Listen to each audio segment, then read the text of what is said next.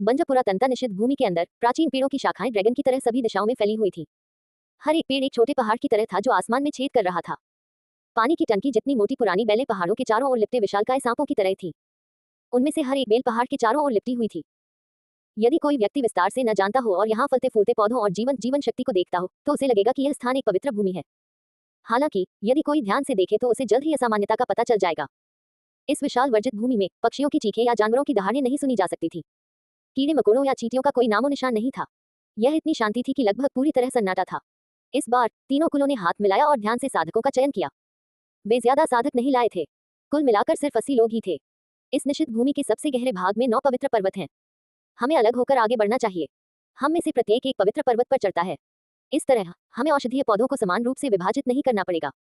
याओगुआन पवित्र भूमि के पुराने शूरवीर जू दाओलिंग ने सुझाव दिया। याओगुआन पवित्र भूमि से 30 से ज्यादा लोग थे। वे सभी लंबे और मजबूत थे। वे सभी अजीब जानवरों पर सवार थे जिनके शरीर बहुत बड़े और ताकतवर थे। क्योंकि चाहे साधक हो या जानवर, एक बार इस स्थान में प्रवेश करने के बाद उनकी दिव्य ऊर्जा का स्रोत बंद हो जाएगा और उनके लिए अपनी तकनीकों का उपयोग करना मुश्किल हो जाएगा। भौतिक शरीर जितना मजबूत होगा उतना ही फायदेमंद होगा। जयान कबीले और जी कबीले के लोग भी इसी कारण से प्रतिभाशाली जंगली जानवरों की सवारी करते थे। जयान कबीले ने 20 से ज्यादा शक्तिशाली हथियार लाए। नेता जयांग हानजोंग काले तराजू वाले राक्षसी हाथी पर बैठा था। उसने मुस्कुराते हुए कहा, भाई जू, तुम गलत हो। ये जगह अनजान खतरों से भरी है। हमारे लिए एक साथ आगे बढ़ना बेहतर है। मुझे लगता है कि अगर हम सिर्फ एक पवित्र पर्वत पर चढ़ भी जाएं, तो हमें मिलने वाले औषधीय पौधे हमारे 3 कबीलों को विभाजित करने के लिए पर्याप्त होंगे। इतने सालों से कोई भी कभी सफल नहीं हुआ है। हम अलग नहीं हो सकते। तभी जियांग हानजोंग ने अनजाने में ये फैन की तरफ देखा। उसकी आंखों में एक अजीब सी चमक चमक उठी। ये फैन का दिल धड़क उठा। वह जयान कबीले के लोगों के प्रति बहुत संवेदनशील था। 2 साल पहले इस कबीले के शूरवीरों ने उसे धरती के छोर तक खदेड़ दिया था। याओगुआन पवित्र भूमि के पुराने शूरवीर जू दाओलिंग ने अपना सिर हिलाया और कहा, मुझे लगता है कि निषिद्ध भूमि में सबसे भयानक चीज अभिशाप की शक्ति है। भले ही हम सभी एक साथ इकट्ठा हों, ये बेकार होगा। अलग अलग आगे बढ़ना बेहतर है। शायद हम अपने अवसर पा सकें। जयांग परिवार के बुजुर्ग जयांग हानजोंग ने एक चंचल मुस्कान दिखाई और ये फैन की ओर देखा। फिर उन्होंने कहा, हमारे जयांग परिवार में केवल 20 से ज्यादा लोग हैं। हमारे पास कम कर्मचारी हैं और हम थोड़े कमजोर हैं। हम भाई जू से कुछ लोगों को उधार लेना चाहेंगे। ये फैन का पूरा शरीर ईश्वरीय धातु के कवच से ढका हुआ था। यहाँ तक कि उसका सिर भी पूरी तरह से हेलमेट से ढका हुआ था। केवल उसकी आंखें ही दिखाई दे रही थी। इस समय उसे पता चल गया था कि जयांग परिवार ने उसे पहचान लिया है। उस समय उसका पीछा करने वाले शूरवीरों में से एक अवश्य ही उनमें से एक होगा। याओगुआन पवित्र भूमि के बुजुर्ग जू दाओलिंग को पता था कि ये फैन ने दिव्य फल खाया है और वह दूसरों की तुलना में अभिशाप का विरोध करने में अधिक सक्षम था। वह निश्चित भूमि में दिव्य औषधि लेने के लिए ये फैन का उपयोग करना चाहता था। इस समय उसने महसूस किया कि जयांग परिवार भी ये फैन का फायदा उठाना चाहता था, इसलिए उसने मौके पर ही मना कर दिया। जी परिवार के बुजुर्ग जी यूनफेंग ने ठंडी निगाहों से देखा। उसने देखा कि उसके सामने खड़े 2 लोग कुछ छिपा रहे थे। वह शांत रहा और बोला, इस बारे में बात करना अभी भी जल्दबाजी होगी।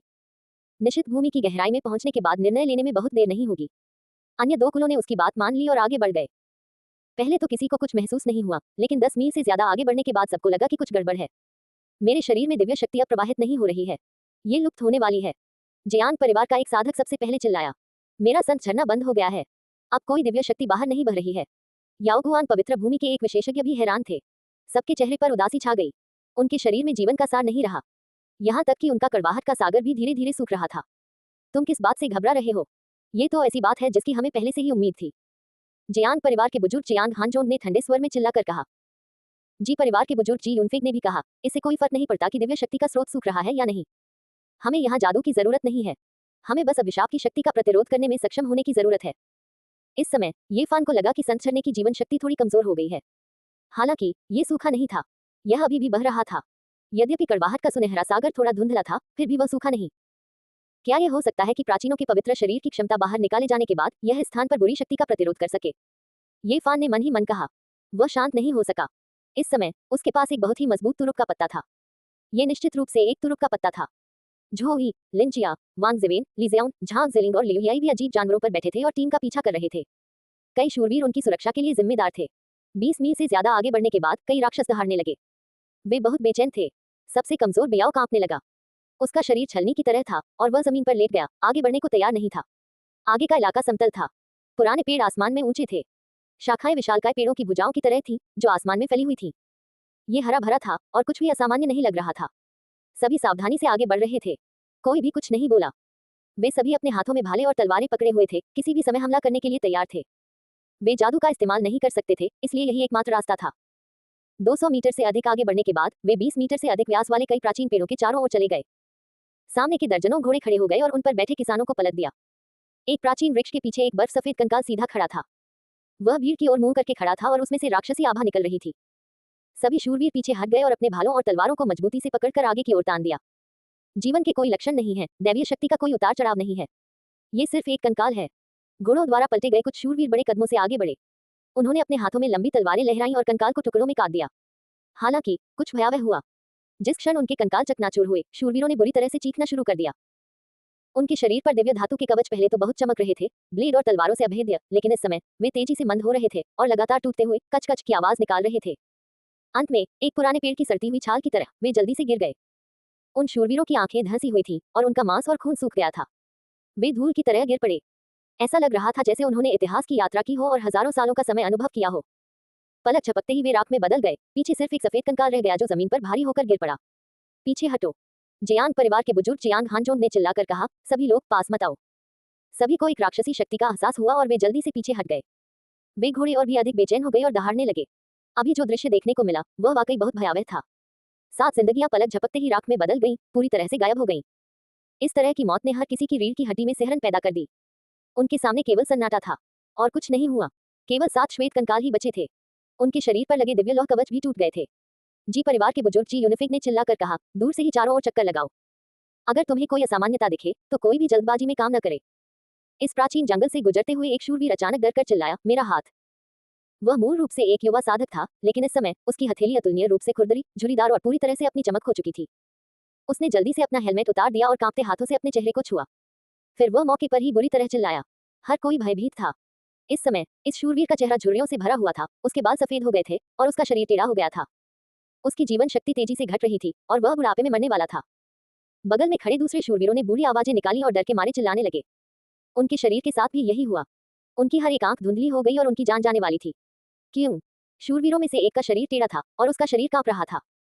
उसकी आंखों की रोशनी धीरे धीरे कम हो गई और फिर एक पुटोक ध्वनि के साथ वह अपने घोड़े से गिर गया, पूरी तरह से बुढ़ापे से मर गया। कुछ ही देर बाद अन्य वृद्ध शूरवीर भी जमीन पर गिरकर मर गए। वे अपनी शिकायतों के साथ मर गए। इस बीच उनके सभी सवार भी तेजी से बूढ़े हो रहे थे। अब वे मजबूत और शक्तिशाली नहीं रहे। वे सभी दुबले पतले हो गए थे, मानो उन्हें कोई गंभीर बीमारी हो गई हो।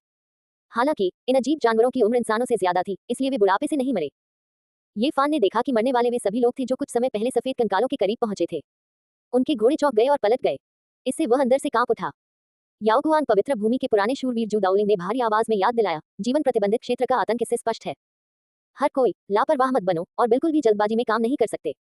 यह यात्रा बहुत ही निराशाजनक थी। कोई भी कुछ नहीं बोल रहा था और सभी के मन बेचैन थे।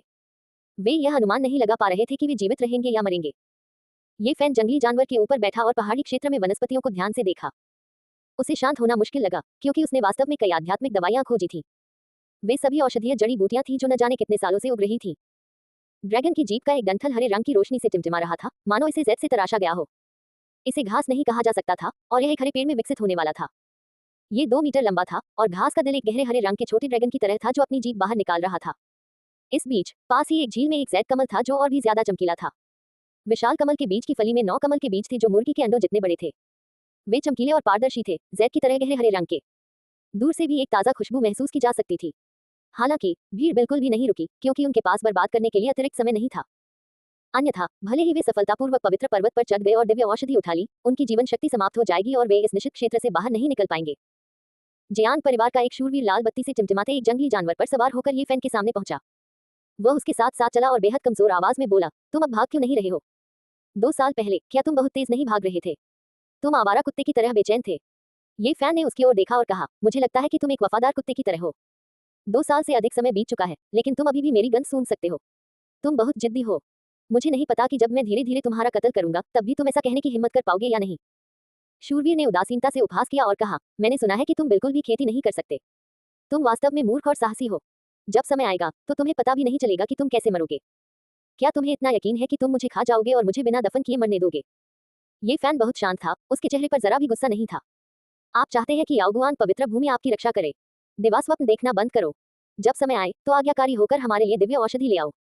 हो सकता है कि तुम्हारे पास पूरी लाश हो। मुझे लगता है कि आप अच्छी तरह जानते हैं कि हम आपको यहाँ से जीवित नहीं जाने देंगे। जियांग फैंग नाम के शूरवीर ने अपनी जानलेवा मंशा प्रकट की और कहा, बेशक मैं तुम्हें एक त्वरित मौत दे सकता हूँ। जब तक तुम हमारी पवित्र भूमि का खजाना सौंप दोगे, मैं तुम्हें दर्द रहित मौत दूंगा। क्या आपको नहीं लगता कि ऐसा कहना अभी जल्दबाजी होगी? ये फैन ने उसकी ओर उदासीनता से देखा और कहा, इस निश्चित क्षेत्र में ये कहना मुश्किल है कि आखिरी क्षण तक कौन जीवित रहेगा और कौन मर जाएगा। हो सकता है कि मैं तुम्हारी गर्दन तोड़ दूं। जियान फैंग नाम के शूरवीर ने उसकी ओर तिरस्कार भरी नजरों से देखा और कहा, भले ही मेरी दिव्य ऊर्जा का स्रोत स्थायी रूप से सूख गया है, लेकिन तुम्हें मारना चींटी पर पैर रखने से अलग नहीं है। इसमें कोई प्रयास नहीं लगेगा। आप काफी आश्वस्त हैं। ये फैन ने एक ठंडी मुस्कान प्रकट की और कुछ और नहीं कहा। जियान फैंग के चेहरे पर एक क्रूर मुस्कान थी और उसने अपना मुंह खोला और कहा, तुम्हारा पीछा करने वाले 5 शूरवीरों में से 3 यहाँ हैं। हम वास्तव में तुम्हें फिर से शिकार करना चाहते हैं। बेशक इस बार परिणाम अलग होगा। निश्चित क्षेत्र में सैकड़ों मील की दूरी पर 9 पवित्र पर्वत अंततः उनकी दृष्टि में प्रकट हुए। वे बहुत ऊंचे नहीं थे, लेकिन वे राजसी थे और लोगों को अंतहीन दबाव देते थे। ऐसा लग रहा था जैसे 9 स्वर्ग और 10 पृथ्वी उनके सामने थे। वह है, हर कोई ठंडी हवा की सांस लेने से खुद को रोक नहीं पाया। उन्हें लगा कि उनके सिर सुन्न हो गए हैं। 9 पवित्र पहाड़ों द्वारा बनाए गए अंतहीन रसातल में अनगिनत सफेद कंकाल ऊपर चढ़ गए। वे एक साथ घनी तरह से पैक किए गए थे, जिससे बर्फ सफेद विस्तार बन गया था। ये कैसे हो सकता है? सभी के रोंगटे खड़े हो गए। वे संभवतः 6000 साल पहले के लोग हैं। जी कबीले के बुजुर्ग जी यूनफेक के चेहरे पर गंभीर भाव थे। याओ गुआन पवित्र भूमि के पुराने शूरवीर जू दाओलिंग ने सिर हिलाया और गहरी आवाज में कहा, हाँ, यह उन्हें होना चाहिए। उस समय उस पवित्र भूमि से अनगिनत स्वामी प्राचीन उजाड़ के रसातल में गिर गए थे। यह उन्हें होना चाहिए। ये फैन को भी अपनी रीढ़ की हड्डी में ठंडक महसूस हुई। इस समय उसने पागल बूढ़े आदमी के बारे में सोचा। पहाड़ पर कंकाल उसी संप्रदाय के उसके पुराने दोस्त होने चाहिए।